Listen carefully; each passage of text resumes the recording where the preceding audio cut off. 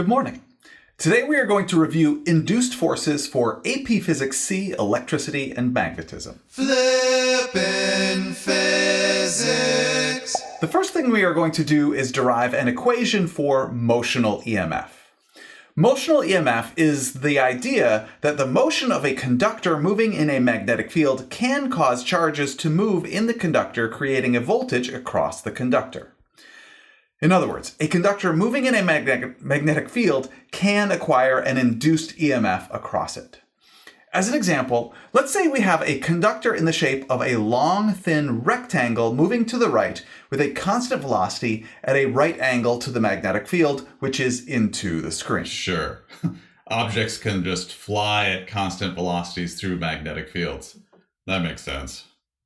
It's an airplane. He's showing a simplified version of an airplane wing flying through the Earth's magnetic field. Right.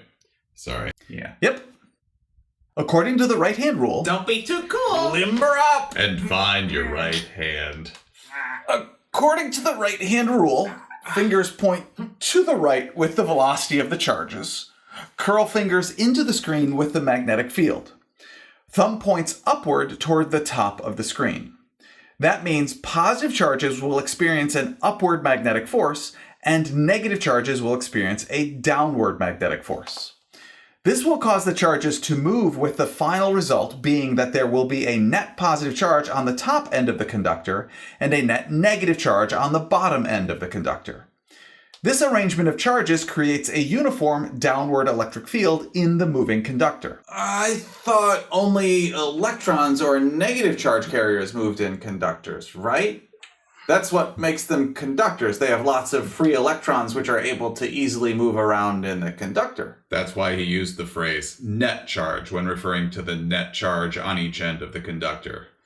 The positive end must have lost electrons to create a net positive charge there, and the negative end must have gained electrons to create a net negative charge there. He just likes to talk about what happens to both positive and negative charges in conductors to be complete or something. Right, Mr. P? Sure, Bo. Yeah. As a result of the downward electric field in the conductor, positive charges will experience a downward electrostatic force, and negative charges will experience an upward electrostatic force. Because the conductor is moving at a constant velocity, the charges will arrange themselves such that equilibrium is reached between the magnetic and electrostatic forces acting on the charges, such that the electric field has a constant magnitude, and the charges in the conductor are moving with a constant velocity to the right. When it reaches equilibrium, there is no vertical motion of the electric charges. Billy, please sum the forces in the y direction on a positive charge in the conductor which is moving to the right at a constant velocity. Absolutely. Well, the net force in the y direction acting on a positive charge in the conductor, which is moving to the right at a constant velocity, equals the magnetic force minus the electric force, which equals mass times acceleration in the y direction.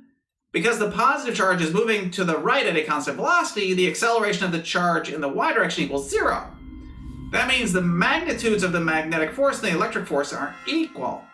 The equation for the magnetic force is charge times velocity times magnetic field times the sine of the angle between the directions of the velocity of the charge and the magnetic field.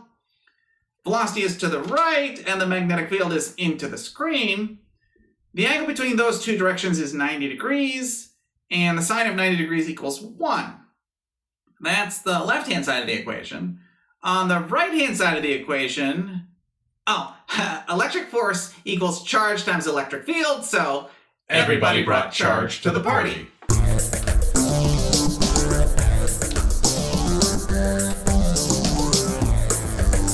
Everybody brought mass. Please realize that if you summed the forces on a negative charge moving in the conductor instead, you will arrive at the same equation we have here.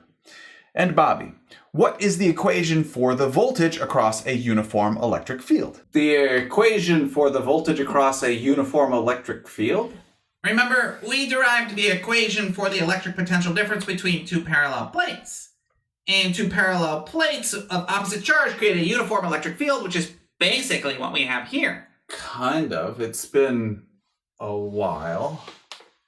the voltage across a uniform electric field equals the negative of the electric field times d, the distance between the two planes. Sure, that looks familiar. Thank you, Billy. We have already determined everything about directions here, so let's use the absolute value of the voltage. And let's identify the length of the conductor to be capital L, which is also the distance d, the length of the electric field in the conductor. We now know the electric field equals the voltage across the electric field across the conductor divided by the length of the conductor. And that also equals the velocity of the conductor times the magnetic field the conductor is moving in. We can rearrange that to solve to get that the induced voltage across the length of the conductor equals the velocity of the conductor times the magnetic field times the length of the conductor.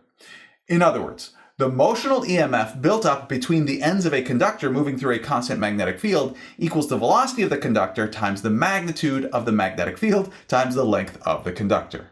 Again, this is called motional EMF. But that equation assumes the angle between velocity and magnetic field is 90 degrees, right? Valid point, Bo. This equation does assume the conductor is moving normal to the plane of the uniform magnetic field. If it is not, you would leave the sign of the angle in the equation. But yes, that is an important thing to realize. Thanks. You're welcome. Now, there's actually a completely different way to derive this same motional EMF equation, and yes, you do need to know both derivations. We love redundancy. We do? Sure. Yeah. This approach starts with a conductor moving to the right while in contact with two parallel metal rails connected by a wire at the left end with a uniform magnetic field going into the screen. The resistance of the circuit is represented by the resistor shown in the wire on the left. A force is applied to the conductor to cause it to move to the right. Notice, a conducting loop is created by the wire on the left, the two parallel conducting rails, and the conductor which is being pushed to the right. And the area of the loop is increasing in size, which means the magnetic flux through the loop is changing, which means there is an induced EMF and an induced current in the loop. We can use Lenz's law to determine the direction of the induced current in the loop. Bo, please determine the direction of the induced current in the loop. Sure. The magnetic field is into the screen. Because the conductor is moving to the right, the area of the conducting loop is increasing in size. That means the number of magnetic field lines passing through the conducting loop is increasing, which means the magnetic flux is increasing. According to Lenz's law, the induced magnetic field opposes the change in flux. Therefore, the induced magnetic field inside the conducting loop is out of the screen. Using the alternate right-hand rule, our fingers curl in the direction of the induced magnetic field, which is, again, out of the screen, inside the conducting loop. Our thumb points in the counterclockwise direction from this perspective, which is the direction of the induced current in the loop. Yeah, there is an induced current in the loop, which is up through the moving conductor. Thanks, Bo. Notice this means that because positive charges are moving in the direction of conventional current in the conductor, we can use the right-hand rule to show that the fingers point in the direction of the motion of the positive charges, which is up. Fingers curl in the direction of the magnetic field, which is into the screen. And our thumb points in the direction of the magnetic force on the moving positive charges, which is to the left. In other words, there is a magnetic force which opposes the motion of the conductor in the magnetic field. Realize you get the same result for negative charges moving opposite the direction of conventional current in the conductor. Now, Bobby, please use Faraday's law to determine the magnitude of the induced EMF in the moving conductor. Okay, Faraday's law states that the induced EMF in multiple conductive loops equals the negative of the number of loops times the derivative of the magnetic flux through a single loop with respect to time. Magnetic flux equals the magnetic field times the area of the loops times the cosine of the angle between the magnetic field and the area of the loops. The number of loops in this case is 1. The magnetic field does not change over time, so that can be taken out of the derivative. The angle is also constant over time and can be taken out of the derivative. Actually, let's figure out the angle. The magnetic field is into the screen. For the direction of the area of the loop, well, the conventional current is counterclockwise from this perspective, so curl the fingers of our right hand counterclockwise, and our thumb points out of the screen, so the direction of the area is out of the screen. Okay, so because the magnetic field is into the screen and the loop area vector is out of the screen, the angle is 180 degrees. But what do I do with the area variable? I do not know what the derivative of area with respect to time is. Let's identify the variable distance the moving conductor is from the wire on the left as a variable distance x.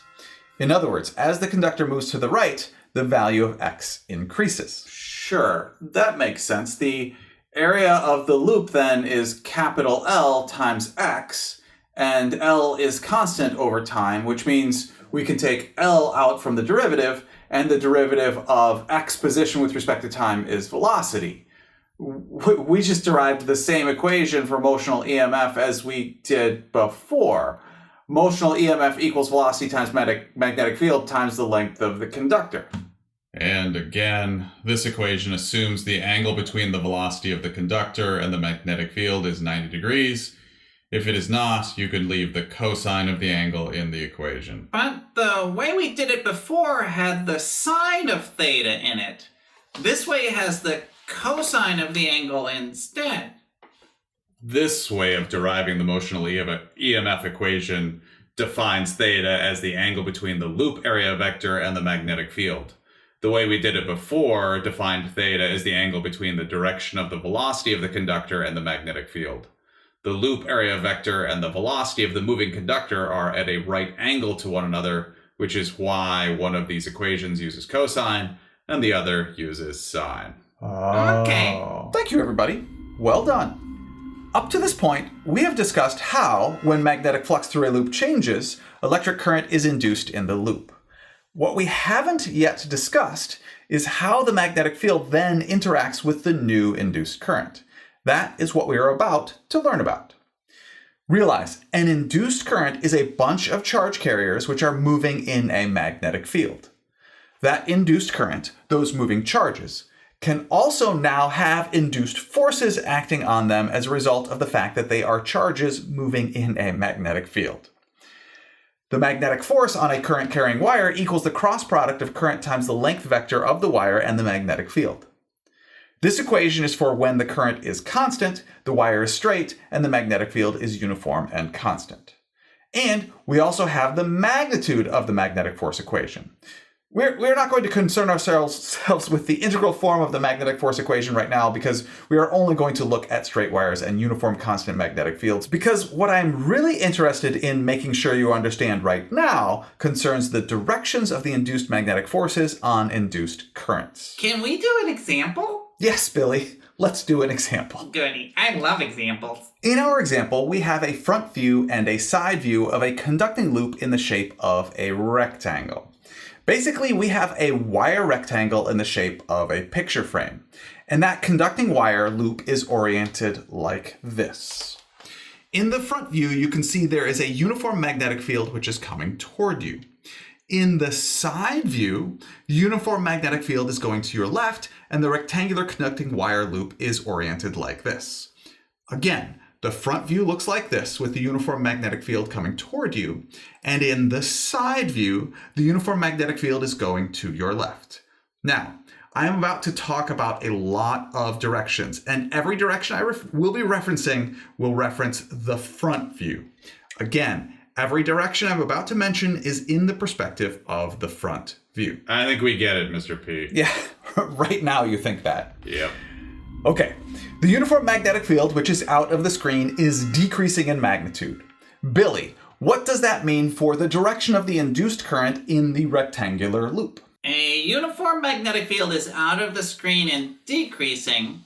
That means the magnetic flux through the loop is decreasing. Lenz's law tells us the induced magnetic field opposes that change in magnetic flux. Therefore, the induced magnetic field inside the loop is out of the screen. Using the alternate right-hand rule, I'm already limbered up, fingers curl with the induced magnetic field inside the loop, which is out of the screen. Thumb points counterclockwise with the induced current in the loop. the induced current in the loop is counterclockwise from the front view perspective. Thanks, Billy. Now, to talk about the induced magnetic forces on the induced current in all four sides of this rectangular conducting loop, let's give each side a number. Side 1 is on the top, side 2 is on the right, side 3 is on the bottom, and side 4 is on the left. Please notice I have not given each of the currents in all four sides of the loop subscripts because they all have the same magnitude current. It is the induced current caused by the decreasing magnetic flux through the loop. Bo, please use the right-hand rule to determine the directions of the induced magnetic forces caused by the induced currents in this uniform magnetic field. And again, every direction referred to right now is still in the front view. Sure. Side 1 has current going to the left, so point the fingers of my right hand to the left. I, too, am already limbered up. And clearly not too cool. Duh. Side 1, pointing fingers to the left with the current. Fingers curl out of the screen with the magnetic field. Thumb points up in the direction of the induced magnetic force on side 1 caused by the induced current passing through side 1, which is in a magnetic field. Thanks. And the other three sides? Okay. For side 2, fingers point up with the current. Curl fingers out of the screen with the magnetic field. Thumb points to the right in the direction of the induced magnetic force on side 2. For side 3, fingers with current to the right. Curl out of the screen with magnetic field. Thumb points down with magnetic force on side 3. For side 4, fingers point down with current. Curl out of the screen. Thumb points left with magnetic force on side 4. Thank you, Bo. Now, Billy, please determine the net force caused by all the induced magnetic forces on the rectangular loop. How do I do that? I mean, we don't have any numbers. Interesting. So, Billy, are you telling me you have a numbers dependency? I do not have a numbers dependency. It's just, Start by looking at just sides 1 and 3. Oh, okay. The induced magnetic forces on sides 1 and 3. Okay, I think I see. The magnitude of the induced magnetic force equals the current times the length of the wire times the magnitude of the magnetic field times the sine of the angle between the two. For sides 1 and 3, all of those values are the same. The currents are the same, the lengths of the wires are the same, the magnitudes of the magnetic fields are the same, and the angles are the same. And the directions of the magnetic forces are opposite to one another. That means the net induced magnetic force on sides 1 and 3 of the rectangle equals 0. And the same is true for sides 2 and 4. The current has the same magnitude, the lengths of the wires are the same, the magnetic field has the same magnitude at the locations of both sides 2 and 4, and the sine of the angle for sides 2 and 4 gives the same value. So the net induced magnetic force for sides 2 and 4 is also 0. And that means that the net induced magnetic force on the entire rectangular loop equals 0. No numbers needed. Nice. Very nice. The net induced magnetic force on this current carrying loop in a uniform magnetic field is 0. Now, let's switch from the front view to the side view. Again, this represents the rectangular loop in the front view, and this represents the rectangular loop in the side view. Bobby, please walk through the directions of the current and induced magnetic forces on all four sides of the rectangular loop, only now in the side view. Yeah, I can do that. In the side view, the current through side 1 is into the screen, and the induced magnetic force on side 1 is up. The current through side 2 is up and to the right, and the induced magnetic force on side 2 is out of the screen. The current through side 3 is out of the screen, and the induced magnetic force on side 3 is down. The current through side 4 is down and to the left, and the induced magnetic force on side 4 is into the screen.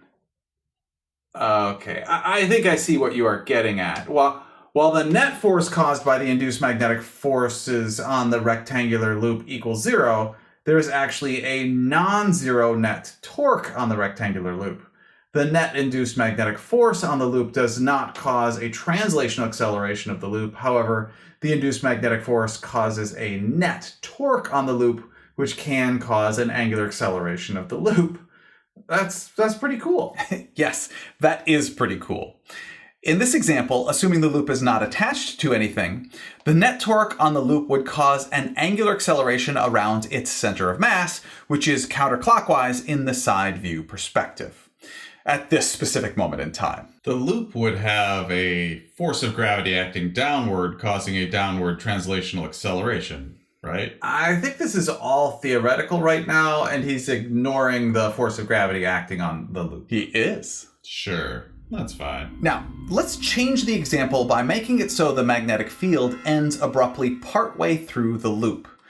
As you can see, in the front view, the magnetic field only exists inside roughly the left half of the rectangular loop. Again, the magnetic field is uniform, directed out of the screen, and decreasing in magnitude. Lenz's law gives us the same counterclockwise direction in the front view for the induced current in the loop. Bo, please, again, determine the directions of the magnetic forces on the four sides of the conducting rectangle. Sure, well, let's actually start with side 2, because side 2 is not in a magnetic field, so there is no induced magnetic force on side 2. Everything is the same for side 4. The induced magnetic force on side 4 is to the left. For sides 1 and 3, the directions of the magnetic forces are the same as before. Side 1 is up, side 3 is down. However, the length of the wires inside the magnetic field has decreased. Therefore, the magnitudes of the induced magnetic forces are also decreased. But those two forces are still of equal magnitude and still cancel one another out. So the net induced magnetic force on this entire loop is no longer 0. The net induced magnetic force on this loop is to the left, so this loop would accelerate to the left. Correct, Bo. Thanks. And we can now give the general statements that the net induced magnetic force on a current-carrying loop which is entirely in a uniform external magnetic field always equals 0. However, those induced magnetic forces can cause a net torque on the loop. And the net induced magnetic force on a current-carrying loop, which is only partially in a uniform magnetic field, is non-zero, and this non-zero net induced magnetic force can cause a translational acceleration of the loop. All right, another example. Again, we have a rectangular conducting loop, a rectangular wire loop in a uniform magnetic field oriented like this. Recognize that in the front view, all you're going to see of the rectangular conducting loop is a straight line representing one side of the loop. Hold up. I don't get it. Did you just say the magnetic field is oriented like this? I don't get it. What is like this? Oh, I'm sorry, Bo. I can see how that was confusing. What I meant to say is that in the front view, the magnetic field is to your right, and the loop is oriented like this. Okay, I guess that makes sense. The magnetic field is to the right. Okay. Yes, and again, just to be absolutely clear, in the front view, all you are going to see of the rectangular conducting loop is a straight line representing one side of the loop. When you look at the loop from the top view, you get the top view, and you can now see the full rectangular conducting loop, which I am again using a picture frame to represent. In this example, we are going to place an EMF across the loop to cause current, capital I, in the loop. In the top view, you can see the current we are placing on the loop is clockwise. This means when looking at the front view, the current is coming out of the screen on the right side of the loop, and the current is going into the screen on the left side of the loop. Because conventional current represents the motion of positive charges in the wire, we can use the right-hand rule to determine the directions of the induced magnetic forces on, in the front view, the left and right sides of the loop. Bobby, please do that. For the current coming out of the screen on the right side of the rectangular loop in the front view, fingers point out of the screen in the direction of the current, fingers curl to the right in the direction of the magnetic field, and thumb points up in the direction of the induced magnetic force on the right side of the loop. For the current going into the screen on the left side of the rectangular loop, still in the front view, fingers point into the screen in the direction of the current. Fingers curl to the right in the direction of the magnetic field, and thumb points down in the direction of the induced magnetic force on the left side of the loop. Oh, okay, I get it. There is a net torque acting on the loop from the current passing through the wires in the uniform magnetic field. Exactly. And let's add an insulated hinge in the middle of the rectangular loop, which allows the current carrying loop to rotate around that axis of rotation. You can see I have added that axis of rotation in the top view and in the front view. And I've shown that the wire loop will angularly accelerate in the counterclockwise direction in the front view. In the top view, the induced magnetic force on the wire on the right side is out of the screen, and the induced magnetic force on the wire on the left side is into the screen. Right, Mr. P? Why are we not adding those to the illustration? Yes, Bo, you are correct. Honestly, there is so much going on here that if I were to include everything in these illustrations, they would be so crowded that they would not help you see what is going on. So I am being selective about what I show you in the illustrations. For example, I need to add a side view so we can understand what happens here. So again, this represents the rectangular conducting wire loop from the top. This represents the conducting wire loop from the front. And this represents the conducting wire loop from the side. In the side view, all you see is the one side of the wire loop, which looks just like a line. And the axis of rotation around which the wire loop rotates passes through that line. And this is just the initial position of the rectangular conducting wire loop.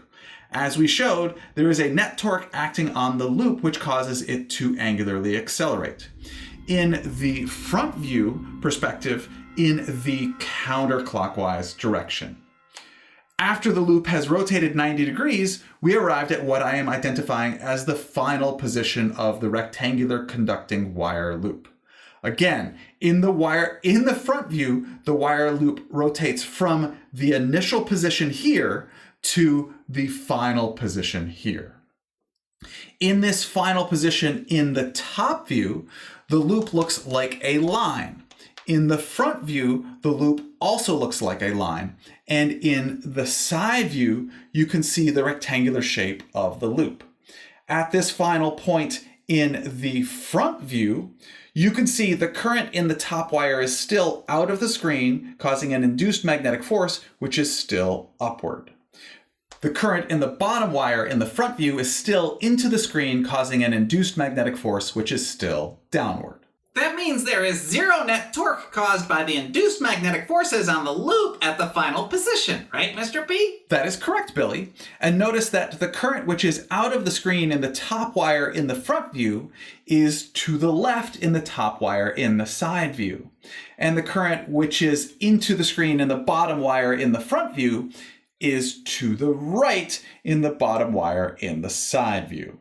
That means the current in the wire loop in the final position in the side view is counterclockwise. You know, this is a lot. You're just talking about current passing through a wire loop in a magnetic field, right? I mean, where would we ever see something like this? This is the basics of how an electric motor works. Oh, right. There is a lot more to how electric motors work, which we are not going to discuss today. However, what we have shown here is the basic concept. Electrical energy is used to create current in wire loops in magnetic fields, and that causes the loops to rotate, effectively converting electrical energy to mechanical energy to rotate things like engines. Sure. That seems pretty useful. Yeah. Yep, but don't worry, there's more. All right. Of course there is. Looking at the side view, realize the current carrying loop goes from this position to this position while in a magnetic field. Can anyone tell me why I am pointing that out specifically?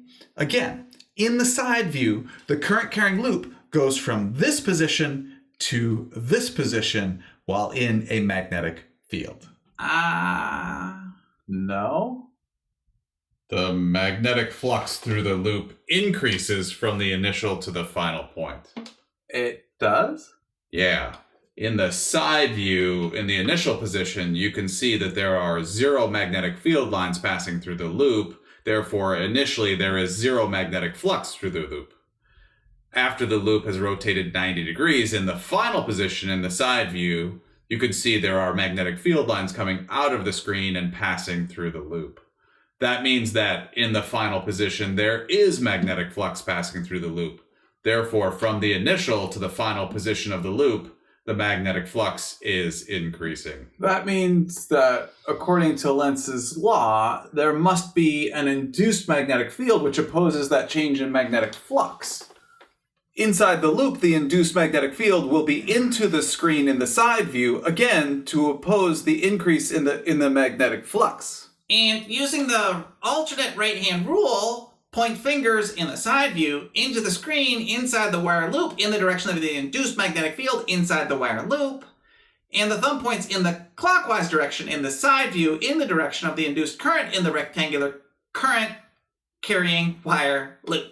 And that induced current in the wire loop, which is clockwise in the final position in the side view, is opposite the direction of the current we placed on the wire loop in the first place to make it rotate in the magnetic field. Whoa. Exactly. In electric motors, there is an induced EMF, and there would be an induced current caused by the change in the magnetic flux in the loops of the motor. And that induced current would be opposite the direction of the current placed in the loops to cause the loops to rotate in the first place. Because this induced current would be opposite in direction from the current placed in the loops to cause the motor to turn in the first place, this decreases the current in the loops of a turning electric motor. This concept is called back EMF. And back EMF is present in all electric motors when they are rotating. Realize this back EMF is not present when the electric motor is not rotating, and the back EMF is lower when the motor is rotating at slower speeds. In other words, when an electric motor is first starting up, the current through the electric motor is larger than when the electric motor is turning at a constant angular velocity. This smaller back EMF, when an electric motor is just starting to rotate, can cause lights, which are on the same circuit as the electric motor, to dim when an electric motor is first starting up. You can see this occurs when I am standing in my garage using a 12-inch sliding compound miter saw. This garage only has this single light bulb to illuminate the space, and that light bulb is on the same electric circuit as this electric saw. That means when I start the electric saw, the lights dim because the electric motor in the electric saw at startup draws more current than it does when it is turning at a constant angular velocity. Again, notice the light is at a normal brightness while the angular velocity of the electric motor is constant. However, when I turn on the 12-inch sliding compound miter saw and the motor is just starting up, the lights dim because there is very little back EMF at the start when the electric motor is just beginning to rotate. This decreased back EMF also happens if something suddenly binds the electric motor, causing it to stop rotating, which brings the back EMF down to 0 suddenly, and the current in the circuit increases suddenly, and this can trip the circuit breaker because the current in the circuit is now above the maximum current allowed through the circuit breaker. You've never done that, have you, Mr. P? No, definitely not. I didn't think so. Why would the back EMF be constant when the motor is rotating at a constant angular velocity? Yeah, if a current-carrying loop is rotating in a magnetic field like you showed us, then the back EMF should be increasing and decreasing as the magnetic flux through the loop changes as it rotates in the magnetic field. Okay, well, I don't think it's worth getting into all the specifics about how a direct current electric motor works. I guess what I'll say is that it includes a very large number of loops, which are offset from one another to make it so that when you add up all of the torques acting on all of the loops, the motor turns at a constant angular velocity, and therefore the back EMF has a constant value. It also includes something called a split ring commutator, which reverses the current every 180 degrees, keeping the torque on each loop in the same direction. Oh. Sure. Yeah. That concludes my review of induced forces for AP Physics C, Electricity and Magnetism. Next time we are going to review inductance. Thank you very much for learning with me today. I enjoy learning with you.